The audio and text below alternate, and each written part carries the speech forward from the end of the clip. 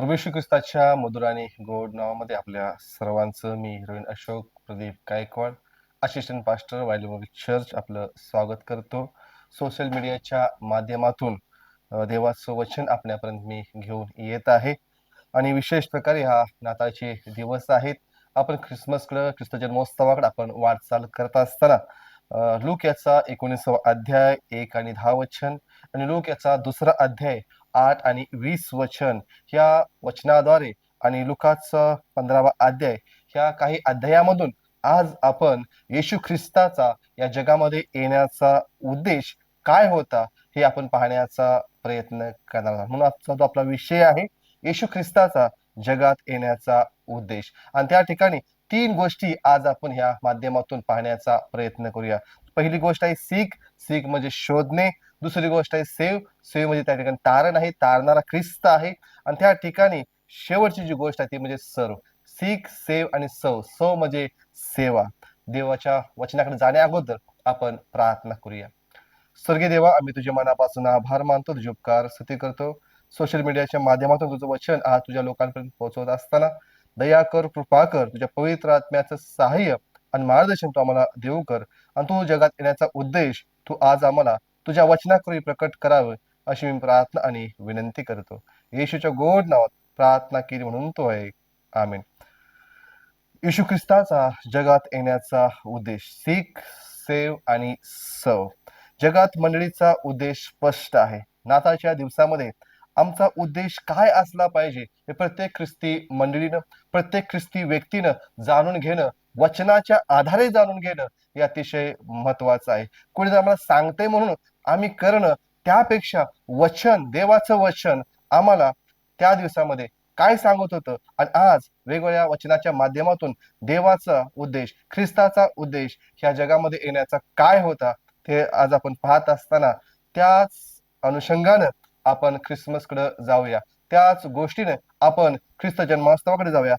त्याद्वारे खऱ्या अर्थानं आपण ख्रिस्त जन्मोत्सव योग्य प्रकारे साजरा करू शकू. आणि म्हणून जी पहिली जी गोष्ट आहे येशू ख्रिस्ताचा जगात येण्याचा उद्देश, त्यातील जी पहिली गोष्ट आहे ती आपण म्हटलेलं आहे की सीक.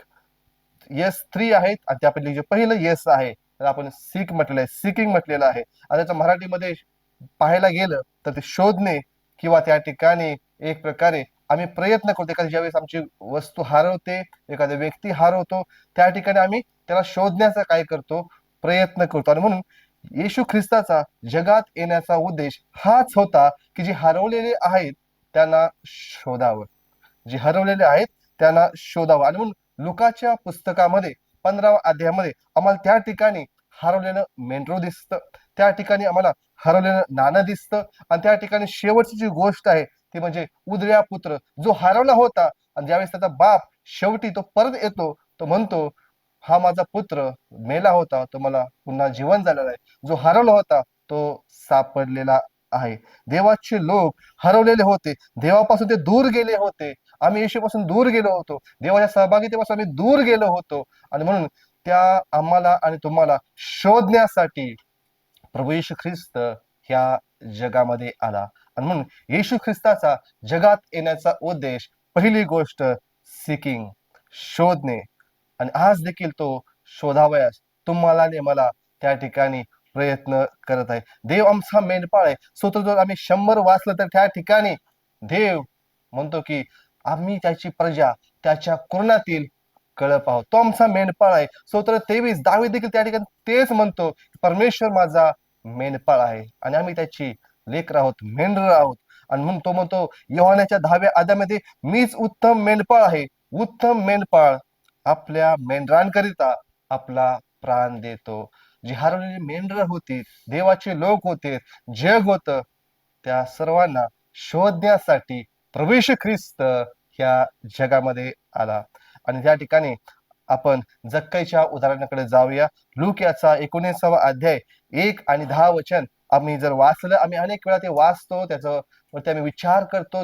ती गोष्ट आम्हाला माहित आहे, जक्कईची गोष्ट. त्या ठिकाणी येशू ख्रिस्त यरीहो मध्ये प्रवेश करत आहे आणि यरीहो ते यरुशलेम त्या ठिकाणी जर आम्ही त्याचा एक प्रकारे अभ्यास केला तर येशूचं तोंड आता वधस्तंभाकडे आहे. येशूचं तोंड आता वधस्तंभाकडे आहे आणि तो त्या एरिओतून त्या ठिकाणी वधस्तंभाकडे चाललेला आहे. जक्कई येशूला शोधत आलेला आहे. जक्कई येशूला शोधत आलेला आहे. तो ठेंगणा होता. देवासमोर आम्ही उंच होऊ शकत नाही आणि म्हणून त्या ठिकाणी देवाला आम्ही योग्य प्रकारे त्या ठिकाणी प्राप्त करू घेऊ शकत नाही. आम्ही पाहतो की त्या ठिकाणी जक्कई श्रीमंत होता. तो रोमन सरकारला सहकार्य करणारा होता, पण तो येशूला शोधत होता. आता प्रश्न आहे, तो येशूला का शोधत होता? त्या ठिकाणी मग शास्त्र सांगतो येशूला पाहण्यासाठी, भेटण्यासाठी तो त्या ठिकाणी एक प्रकारे प्रयत्न करत होता.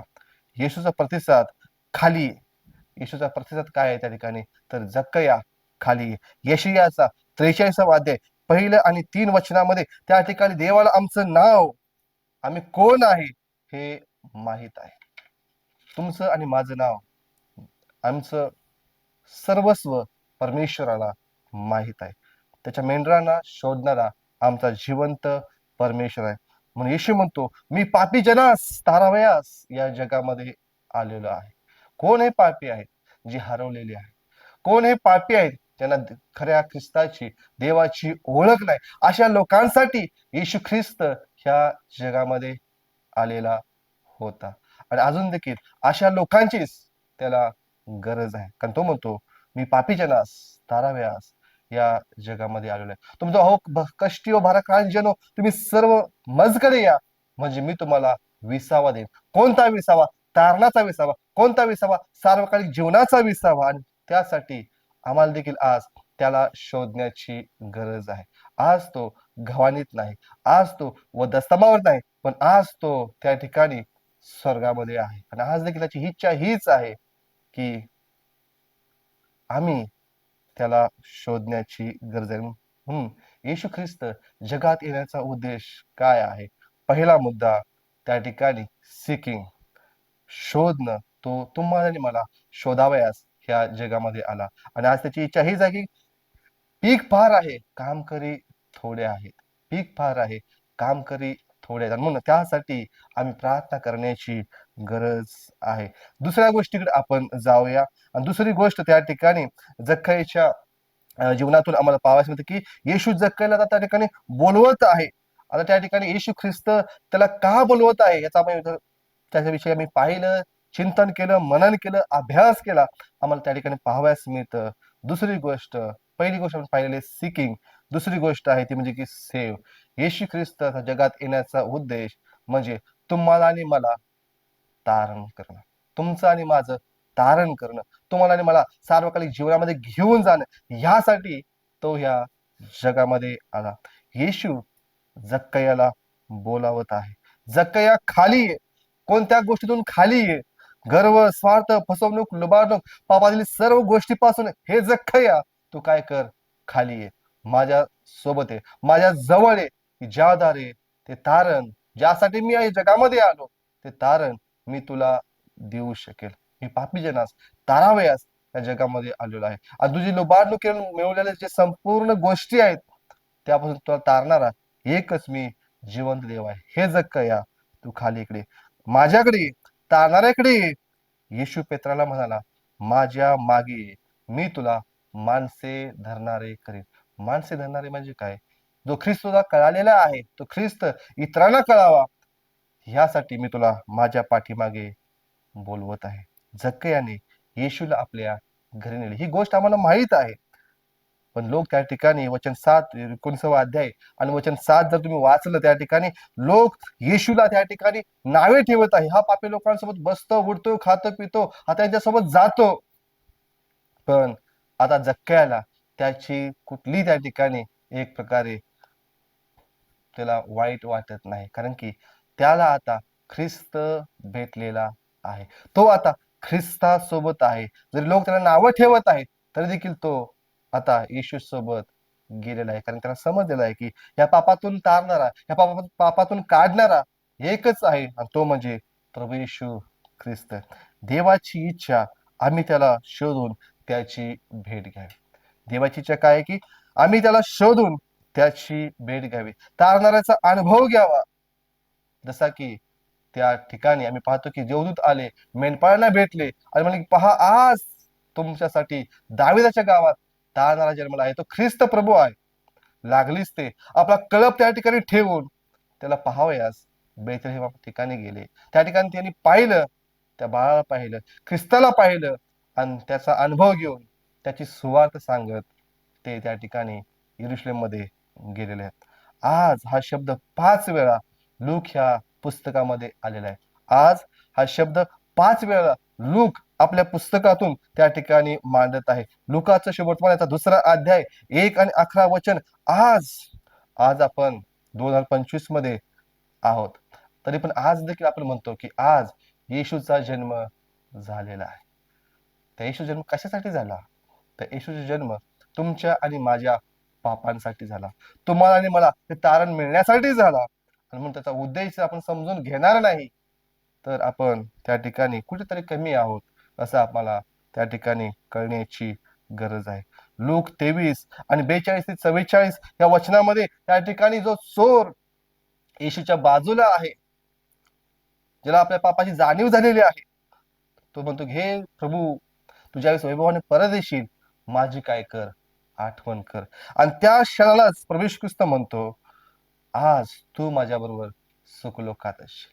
आज हा शब्द खूप महत्वाचा आहे प्रियानो. आज तू माझ्या बरोबर सुखलोकात असशील. त्या क्षणाला, त्यावेळी, त्या आजच्या त्या दिवशी त्या चोराला तारण प्राप्त झालं आणि तो चोर ख्रिस्ताबरोबर सुखलोकात गेला असं आम्हाला पाहावयास मिळतं. आजच शास्त्र सांगतं, आजच तारणाचा दिवस आहे आणि त्यासाठीच येशू ख्रिस्ताचा जन्म ह्या जगामध्ये झालेला आम्हाला पाहावयास मिळतं. आणि म्हणून थोडा विचार करू की त्या ख्रिस्ताला मी शोधलेला आहे का? तो ख्रिस्त मला भेटलेला आहे का? त्या ख्रिस्ताचा तारणाचा अनुभव मला आलेला आहे का? जर मला आलेला आहे ते तारण मी माझ्या जीवनाद्वारे त्या ठिकाणी प्रकट करत आहे का? त्याची साक्ष, त्याची सुवार्ता मी सांगत आहे का? पौल म्हणतो, मला सुवार्तेची लाज वाटत नाही. पौल म्हणतो, मला सुवार्तेची लाज वाटत नाही. रोमकरांचं पत्र 1 अध्याय त्या ठिकाणी तो त्या गोष्टी सांगत आहे. म्हणून येशू ख्रिस्ताचा या जगात येण्याचा उद्देश काय आहे? पहिली गोष्ट सीकिंग, शोधणे. तो आज देखील तुम्हाला आणि मला शोधत आहे. दुसरी गोष्ट त्याचं तारण, सेविंग, सेव, तो तुम्हाला आणि मला तारण्यासाठी ह्या जगामध्ये आला.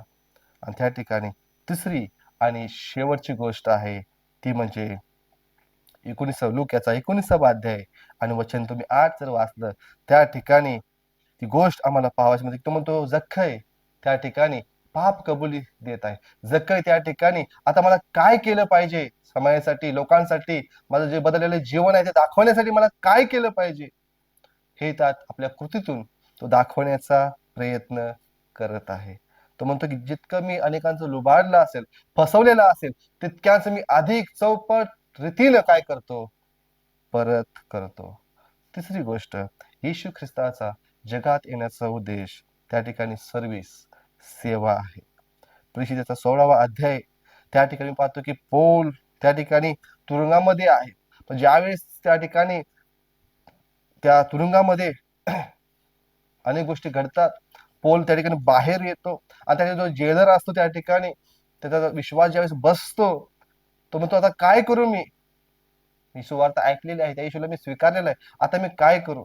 बाप्तिस्मा घेतो आणि शास्त्र सांगतं त्या ठिकाणी पिस्तांची कृती याचा 16 अध्याय, त्यानंतर तो जेलर पौलाची काय करू लागला? सेवा करू लागला. ज्यावेळेस आम्ही देवाला शोधतो, देव आम्हाला सापडतो, तिसरी गोष्ट अतिशय महत्वाची आहे ती म्हणजे त्याची सेवा करणं. त्याची सेवा करणं तितकं सोपं नाही. तो म्हणतो, जर कोणी माझ्या मागे येऊ पाहतो त्याने स्वतःचा काय करावा? आत्मनिग्रह करावा, आपला उद्देश उचलून मला अनुसरावं आणि मगच माझ्या पाठीमागे यावं. येशू म्हणतो, मी सेवा करावयास आलो आहे, मी सेवा करून घ्यावयास नाही तर सेवा करावयास आलेलो आहे. अनेकांच्या पापांच्या खंडणीसाठी मी या जगामध्ये आलेलो आहे. हा ख्रिस्त जन्मोत्सव साजरा करत असताना आपण ख्रिस्ताला स्वीकारलेला आहे का? आपण त्याची सेवा या दिवसामध्ये कोणत्या पद्धतीनं कशी करणार आहोत की त्या सेवेद्वारे आमच्या कार्याद्वारे, आमच्या कामाद्वारे, आमच्या व्यवसायाद्वारे, आमच्या शिक्षणाद्वारे, आमच्या शेजापाजारी, आमच्या नातेवाईकांच्या द्वारे आपण ती सेवा, साक्ष आणि सुवार्ता लोकांना कशा पद्धतीने सांगणार आहोत का? आणि म्हणून येशू ख्रिस्ताचा जगात येण्याचा उद्देश हा पवित्र शास्त्रानुसार आम्हाला शोधणं, तारण आणि सेवा, सेव, सर्व आणि त्या ठिकाणी सिकिंग ह्या 3 गोष्टीमध्ये लपलेला त्या ठिकाणी लूक याचा 2रा अध्याय आणि लूक 15 आणि लूक 19 ह्या शास्त्र भागावरून आम्हाला त्या गोष्टी समजतात. त्या ठिकाणी एक संडे स्कूलची गोष्ट आहे आणि त्या संडे स्कूलमध्ये त्या ठिकाणी संडे स्कूलच्या गोष्टीमध्ये त्या टीचर आपल्या लेकरांना सांगतात. नाताचे दिवस असतात आणि नाताच्या दिवसामध्ये त्या टीचर गोष्ट सांगतात की कशा पद्धतीनं जे जे लोक येशूला भेटले त्या लोकांनी येशूला काय केलेत, गिफ्ट्स दिलेत. त्या ठिकाणी येशूला त्या ठिकाणी अनेक गिफ्ट्स दिलेत आणि मग ज्यावेळेस गोष्ट संपते, प्रार्थना होते आणि शेवटी त्या ठिकाणी लहान संडे स्कूल असतं. त्या संडे स्कूलमध्ये टीचर काय करतात, दान अर्पण घेण्यावर सुरुवात करतात आणि ज्यावेळेस ते दान अर्पण एका ज्या ठिकाणी प्लेट असते त्या प्लेटमध्ये ते लहान लेकरू घेत असतं.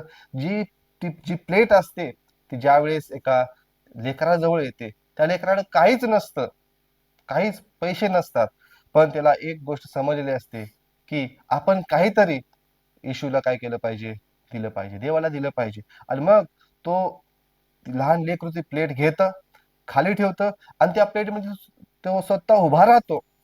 आणि ज्यावेळेस तो उभा राहतो आणि त्यावेळेस टीचरला म्हणतो, टीचर माझ्याकडे पैसे नाहीत पण मी माझं जीवन त्या देवाला, त्या येशूला काय करत आहे, सेवेसाठी समर्पित करत आहे. आम्ही देवाला काय देतो? जे काही आमच्याकडे आहे, जे काही आमचे आशीर्वाद आहेत, जे काही मी काम करतो, कष्ट करतो, त्यासाठी सहाय्य, शक्ती, सामर्थ्य पुरवणारा आमचा जिवंत देव आहे. जे काही आमचं आहे ते देवाचं आहे. आणि म्हणून येशू ख्रिस्त स्वर्ग सोडून तुमच्या आणि माझ्यासाठी या जगामध्ये आला. जो मालक होता तो नोकर झाला, जो त्या ठिकाणी राजा होता तो दास झाला तुमच्या आणि माझ्यासाठी. त्यानं तुमची आणि माझी सेवा केली, त्यागपूर्ण सेवा. आणि म्हणून शेवटची गोष्ट अतिशय महत्वाची आहे, सेवा. आणि सेवा आमच्यामध्ये असणं ह्या दिवसामध्ये अतिशय महत्वाची गोष्ट आहे. जर आम्हाला ख्रिस्त जन्मोत्सवाकडे योग्य प्रकारे जायचं आहे, योग्य प्रकारे आता साजरा करायचा आहे ह्या वर्षीचा, तर विचार करूया त्याला आम्ही शोधलेला आहे का? तो आज देखील अनेकांना शोधत आहे. तो आज देखील अनेकांना ह्यासाठीच शोधत आहे की त्यांनी त्याचं काय करावं, गौरव करावा. त्यांनी त्याला प्रतिसाद द्यावा, ज्याद्वारे मेंढपाळांनी दिला, ज्याद्वारे मागे लोकांनी दिला. आणि त्या ठिकाणी दुसरी गोष्ट, तो आज देखील तारावयास तुम्हाला आणि मला समर्थ आहे, कारण की तो तारावयास यासाठीच या जगामध्ये आला. तिसरी गोष्ट, सेवा. जर या दिवसामध्ये योग्य प्रकारे त्याला आवडणारी सेवा आमच्याद्वारे घडेल, आमच्या कुटुंबाद्वारे घडेल, आमच्या मंडळीद्वारे घडेल, आमच्या समाजाद्वारे घडेल, त्याद्वारे देवाचं गौरव झाल्याशिवाय राहणार नाही. देवाप करो ह्या वचनाकरी तुम्हाला आणि मला तो सहाय्य, शक्ती आणि सामर्थ्य पुरव. आणि येशू ख्रिस्ताचा जगात येण्याचा जो उद्देश आहे, सीक, सेव आणि सर्व, शोधणं, तारण करणं आणि सेवा करून घेणं, ह्याची योग्य प्रकारे आम्हाला गोष्टी समजाव्यात की ज्याद्वारे ह्या जगामध्ये आम्ही देवाचं योग्य प्रकारे गौरव करावं, ख्रिस्ताला योग्य प्रकारे ह्या जगामध्ये आम्ही त्या ठिकाणी मान आणि सन्मान आमच्या जीवनाद्वारे द्यावा. या तर आज आपण नम्र होऊया, लीन होऊया, डोळे बंद करूया आणि प्रार्थनापूर्वक त्याला आपल्या जीवनाचा त्या ठिकाणी आपल्या जीवनाचा त्या ठिकाणी आपलं समर्पण करून आपलं त्याला सहाय्य आणि शक्ती आणि सामर्थ्य त्याच्या हातामध्ये देण्याचा आपण प्रयत्न करूया. प्रार्थना करूया. देवा, मी तुझ्या मनापासून आभार मानतो, तुझे उपकार स्तुती करतो, यासाठीच तू आमचा जिवंत पवित्र प्रभू परमेश्वर आहेस. तुझ्या जगात येण्याचा उद्देश हाच आहे की तू पापी लोकांसाठी या जगामध्ये आलास की त्यांना तू शोधावस. तुझी इच्छा हीच आहे की तुझ्या कल्पात अनेकांनी यावं. होय परमपिता दया कर, कृपा कर. अजून देखील जे भडकलेले आहेत, कल्पापासून दूर गेलेले आहेत, त्यांच्या देखील तू प्रेम आणि प्रीती करतोस. आम्ही हीच प्रार्थना करतो, त्या प्रत्येकानं तुझ्याकडे यावं, यासाठी तू त्यांचं सहाय्य कर. तुझी इच्छा हीच आहे की प्रत्येकाचं तारण व्हावं, प्रत्येक गुडघा तुझ्या नावामध्ये टेकला जावा. होय परमपितेश्वरा, अजून प्रार्थना करीतो तुझी इच्छा तू योजना आमच्यामध्ये योग्य प्रकारे त्या ठिकाणी चालण्यासाठी तू आम्हा सर्वांचं सहाय्य कर. तुझ्या तारणाचा अनुभव अनेकांना यावा ह्या दिवसामध्ये, यासाठी तो अनेकांच्या मनाची अंतकरणाची तयारी करून घे. आणि स्वर्गीय देवा, जे आम्ही ख्रिस्ती आहोत, ख्रिस्ती मंडळी आहोत, ख्रिस्ती कुटुंब आहोत, ख्रिस्ती समाज आहोत, ते आमच्याद्वारे तुझी साक्ष, तुझी सुवार्ता आमच्या सेवेद्वारे जावी, ही देखील आज मी तुला प्रार्थना करत आहे. आज जे प्रियजन ऑनलाईन ह्याद्वारे अनेक ठिकाणी तुझं वचन ऐकत आहेत, त्यांच्याशी तू बोल. तुझ्या पवित्र आत्म्याचे सहाय्य आणि मार्गदर्शन त्यांना कर, की ज्याद्वारे हा नाता त्यांच्यासाठी, त्यांच्या कुटुंबासाठी, मंडळीसाठी, अनेकांसाठी योग्य प्रकारे तुझा उद्देश समजावून घेण्यासाठी चांगल्या प्रकारे त्यांना आशीर्वादित व्हावा, हीच आज मी तुला प्रार्थना आणि विनंती करतो. तारणारा प्रभू ख्रिस्त याच्या पवित्र आणि गोड नावात ही प्रार्थना केली म्हणून तो आहे. आमेन. देव बाप तुम्हाला आशीर्वाद देव.